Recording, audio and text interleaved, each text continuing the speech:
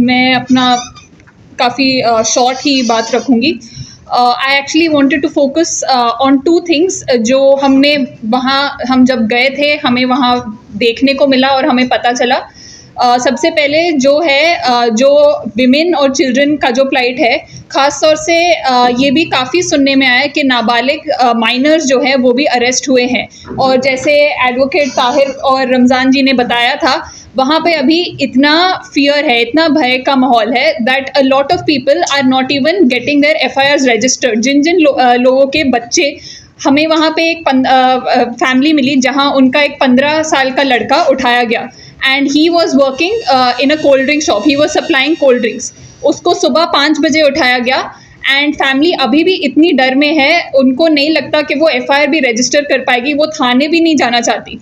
And similarly ऐसे महिलाएं हमें मिली जिन्होंने बोला कि उनके यहाँ से उनके हस्बैंड्स को सुबह 5 बजे उठाया गया, बट वो इतनी डर में है कि वो अभी थाना भी नहीं जाना चाहते। तो अभी द प्रॉब्लम इज़ कि वहाँ पे कार्यवाही एक तरफा हो रहा है, but there is also so much fear that the other side is not even able to raise their concerns. हमें ये भी सुनने में आया है कि वहाँ पे नागीना जो एरिया है, वहाँ पे पुलिस ने महिलाओं के साथ बदतमीजी की when they were picking up young boys and youths from their houses. They also misbehaved with the women, but because of the fear most women are not even able to speak out. उल्टा दूसरी तरफ social media पे ये अफवाहें फैली जा रही है कि जो शिव मंदिर है वहाँ पे हिंदू औरतों का रेप हुआ, जो कि वहाँ की जो पुलिस इंचार्ज है Mamta Singh, she had to dispel those rumours. तो there is a very one sided narrative of things that is being spread, and the other side is not even able to register their cases or FIRs right now. That is the situation. The other thing I wanted to focus on was on the demolitions जो हमने notice किया, और जैसे advocate साहब ने बताया था, वहाँ पे नोटिसेस जो हैं, जिनको नोटिसेस मिल भी रहा है वो सब बैकडेटेड नोटिसेस हैं। अब 2 डिपार्टमेंट्स, एक तो जो म्यूनिसिपल कॉरपोरेशन है और जो फॉरेस्ट डिपार्टमेंट है, उनके नाम पे ये नोटिसेस दिए जा रहे हैं। वहाँ पे हमें कुछ ऐसे शख्स मिले, जैसे एक आस मोहम्मद साहब है, इनकी स्टोरी द वायर और हिंदू में रिपोर्ट भी की गई है। उनका वहाँ पे ऑलमोस्ट 25 ईयर से मकान बना था, लेकिन फॉरेस्ट डिपार्टमेंट ने उनको उसी सुबह नोटिस भेजा और बैक डेट करके 30 जून का डेट करके नोटिस भेजा। तो ऐसा काफ़ी कुछ हो रहा है वहाँ पे, and more importantly financial damages भी बहुत ओके हैं। इसमें से सबसे ज़्यादा डैमेज जो है महिलाओं को और बच्चों को फेस करना पड़ रहा है। हम जब शहीद हसन खान हॉस्पिटल के एरिया के पास गए, वहाँ पे लगभग 50 से ज़्यादा पैथोलॉजी लैब्स, मेडिकल स्टोर्स वगैरह सब तोड़े गए। So that is also essential supplies have been completely demolished and destroyed.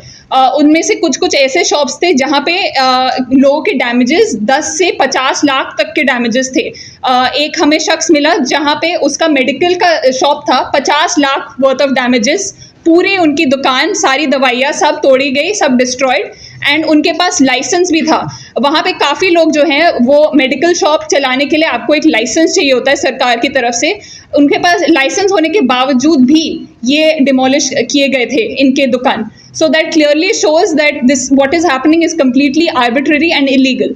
And finally मैं बस ये कहना चाहूँगी कि अभी जो हम जैसे फैक्ट फाइंडिंग टीम हम गए, अभी भी जर्नलिस्ट जा रहे हैं, आ रहे हैं।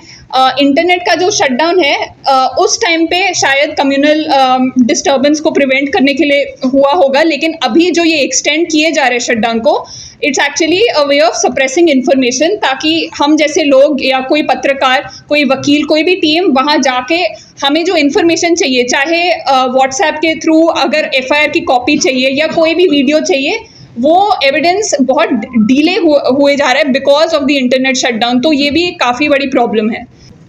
मेरे ख्याल से भारत में शायद अब दंगे होते नहीं। एपीसीआर और उसके पहले हम लोग जिस कोलैबोरेटिव में काम करते थे यूनाइटेड इंडियन स्टेट में, तो पिछले 2016 से हम लोग दंगों की फैक्ट फाइंडिंग कर रहे हैं, और दंगे अब जो है वो देश में होते नहीं हैं, क्योंकि जब दंगे होते हैं तो दंगों के बाद का एनवायरनमेंट बिल्कुल डिफरेंट होता है। 2017 में पहला दंगा जो जिसको सो कॉल्ड हम दंगा कम्युनल वायलेंस कहते हैं, वो कासगंज में हुआ, और वो कासगंज में मालूम चला था कि आरएसएस ने कई सारी ऑर्गेनाइजेशंस नई बनाई हुई थी और उनकी ऑर्गेनाइजेशंस के एक ग्रुप ने, इसमें 300-400 लोग शामिल थे, उन्होंने मुसलमानों की एक नई कॉलोनी अब्दुल हमीद नगर पर अटैक किया था और उस अटैक में उनके ही एक लोग की जान गई थी जिसका नाम ध्रुव गुप्ता था। उसके बाद 2018 मार्च 19 और 30 में बिहार में 10 जगह दंगे हुए। उसमें ये रिपोर्ट आई कि कई जगह रामनवमी अगर 28 तारीख की थी तो उस जगह 30 तारीख की मनाई गई, और अगर 28 तारीख की थी कि 29 तारीख की मनाई गई, ताकि लोगों का मोबिलाइजेशन एक इलाके से दूसरे इलाके में किया जा सके। और कहीं पर 10,000 की और कहीं पर 15,000 की भीड़ ने जुलूस निकाला, और फिर जुलूस जाहिर सी बात है कि मुस्लिम बस्तियों पर घुसा और उसने अटैक किए। उसमें हम लोगों ने ये रिपोर्ट बनाई थी और वो फैक्ट फाइंडिंग में सामने आया कि 2 लाख तलवारें बिहार में बांटी गई। उसके बाद हमने पिछले से पिछली रामनवमी में देखा राजस्थान के करौली में, मध्य प्रदेश के खरगोन में, उसके अलावा गुजरात के हिम्मतनगर में। ये रामनवमी में एक साथ ये एक्सपेरिमेंट किया गया कि रामनवमी के जो जुलूस थे, उन जुलूस को जो ट्रेडिशनल रास्ते से जाते थे, जो उनके सालों से रास्ते तय थे, उन रास्तों से जो जाते थे, उन रास्तों से वो जुलूस नहीं गए, बल्कि उनको डाइवर्ट करके मुस्लिम बस्तियों में डाला गया, जिसमें जहांगीरपुरी दिल्ली भी शामिल है।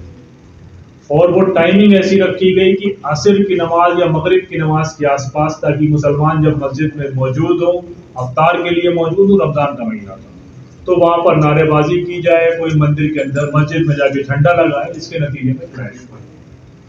उसके बाद हमने ये देखा कि मेवात में एक यात्रा निकलती है जो बहुत सालों से निकल रही है।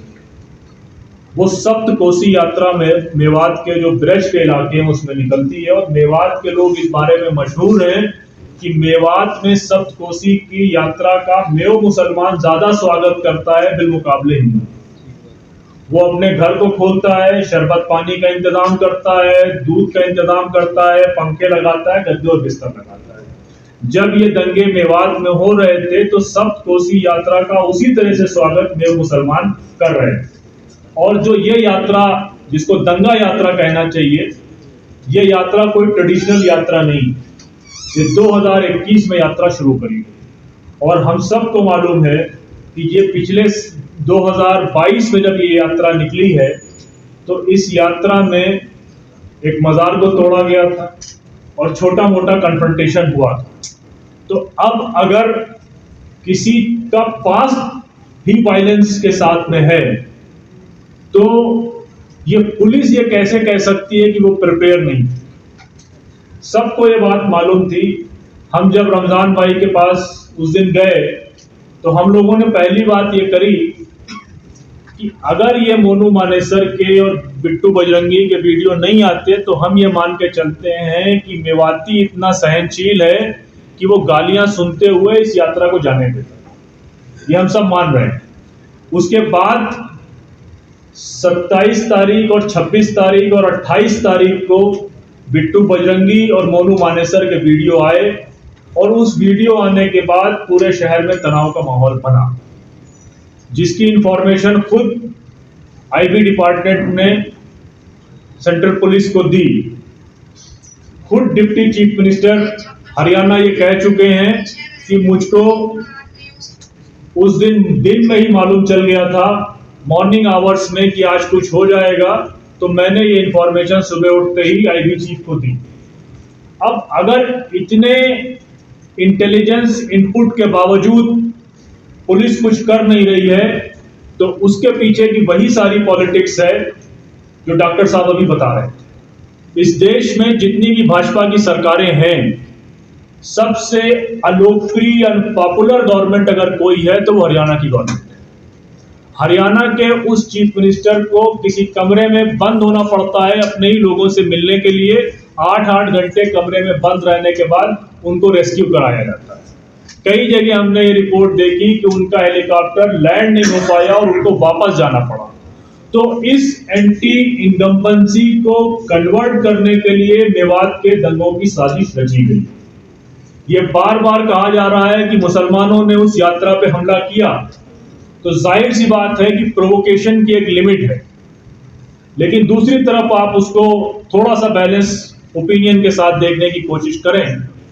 हमने जितने भी वीडियो देखे हैं उन वीडियो में तलवारें, गालियां, नारे, राइफल्स, बंदूक और वो ऑटोमेटिक वीपन्स देखे हैं जो प्रोहिबिटेड है पब्लिक के लिए। लेकिन हमने अभी तक कोई ऐसा वीडियो नहीं देखा जिसमें कोई राइफल लिए हुए मेवात के मुस्लिम नौजवान नजर आए।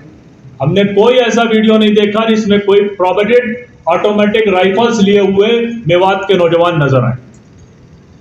अगर उनके वीडियोस हमने 2-4 जो देखे हैं वो देखें लाठियों के, डंडों के, और अगर ये पुलिस कह रही है तो हम उसकी भी थ्योरी मान लेते हैं कि वो कंट्री मेड पिस्टल्स वहां पर मौजूद थे।